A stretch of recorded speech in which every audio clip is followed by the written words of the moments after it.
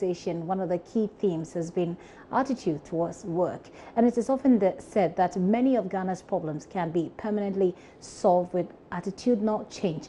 President Akufo-Addo on May Day lamented workers' attitude towards work and how that might just be the reason why change may be a mirage for Ghanaians. Here's the president on a catalogue of what many workers do on the job. I've said it at another forum, but I think it bears repeating. We arrive at work late and then spend the first hour in prayer. We are clock watchers and leave in the middle of critical work because it is the official closing time. Everything comes to a stop when it rains, and we seem to expect the rest of the world also to stop. We have no respect for the hours set aside for work. We pray, we eat, we visit during working hours. We spend hours chatting on the telephone when customers are waiting to be served, thereby increasing our labor costs. We take a week off for every funeral, and then we wonder why we are not competitive. The service that we provide in our hospitality industry does not match that of our competitors, and many of us have sadly come around to accept poor service as the norm. There is a particularly pernicious attitude to property that we find at work. There's the petty stealing of paper, envelopes, tea, milk, and other equipment. There's the reckless use of office vehicles. Employees show no inclination to protect the things that are in the offices and factories, and extreme reluctance to stand up for what we know to be right in our workplaces in general.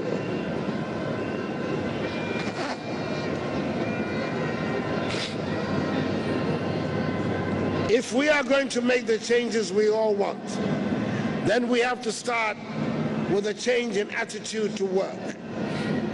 Government is ready to do its part, and I'm counting on you, Secretary General, to lead the campaign for a change in attitude to work and increase in productivity.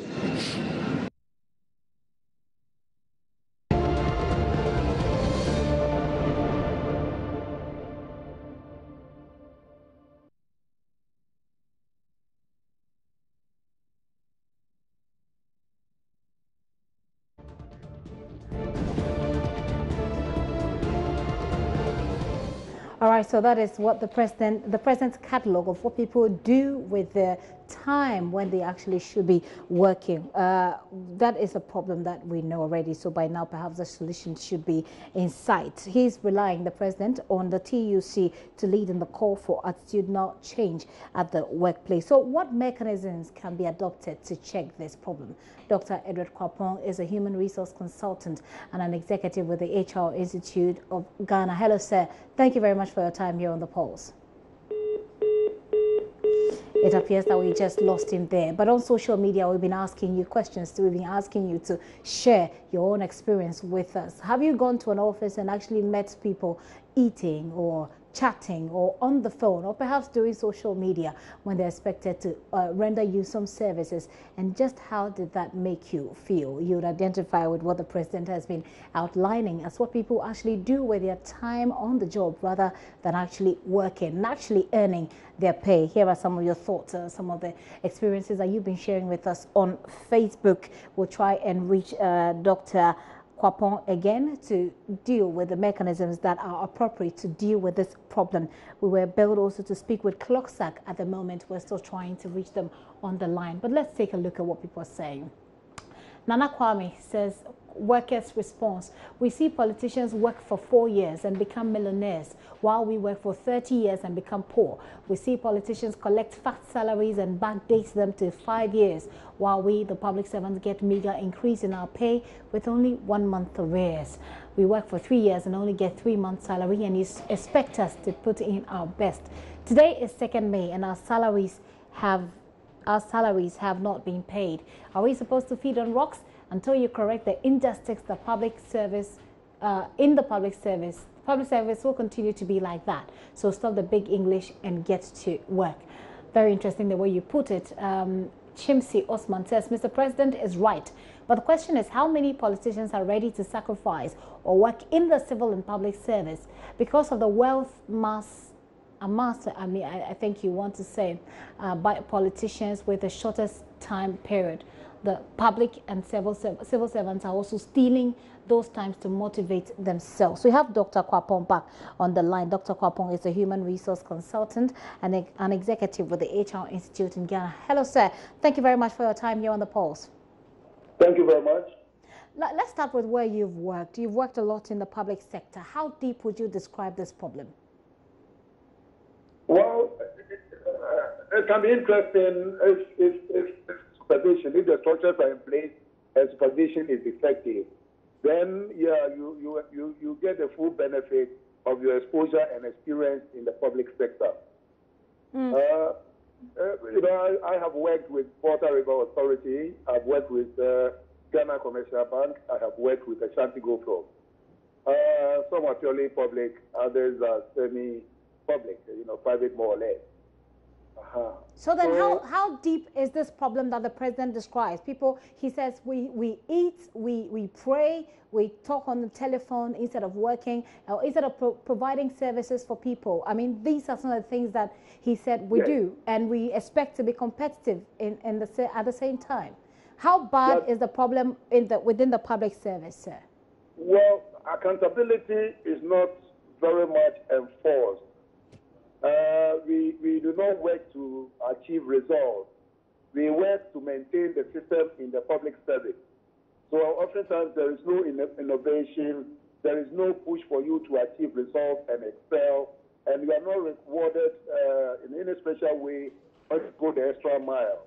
So for me, we need a strong performance management system just like the private sector, where at the beginning of the cycle you are given specific performance targets. And then we work towards those targets, you achieve them, and we reward you. In some of the private sectors, performance appraisal is done every quarter, half yearly, and at the end of the year. So everybody is held accountable. Resources are given to you, targets are given to you, and you have to align your thoughts and everything. It's a bit different in the public sector. There is business that nobody really holds you to account for anything. It makes it rather difficult to really deliver the best of your ability in the public sector. There are good people out there working for the public service, but they are not motivated, and therefore they adopt an attitude that is not helpful to the system. So that is what I can say. Okay. If we can introduce a very effective, robust, and transparent performance management system, wherein there are key performance indicators, there are performance targets, and people are held accountable, and the reward is based on your performance, then things will work. But otherwise, no. All right. Thank you. Let me also say that it's a matter of attitude, and the attitude is informed by the culture of the public sector. You don't have to kill yourself in the public sector. You flow with the current, and then at the end of the day, you get paid anyway. My point is that there should be a set of core values to guide performance, to guide our attitude, guide our mentality, our psyche in the public sector. Integrity, accountability, punctuality, time consciousness. These things must be instilled in people who work in the public service, and you get the right results. Thank you very much, sir, for your time. Dr. Edward Kwapong is a human resource consultant and an executive with the HR Institute here in Ghana, talking about accountability and motivation, all in the same vein. You're still watching The Pulse with me, Gifty and Rapia. Gary Al Smith is standing by with sports on The Pulse. Please stay.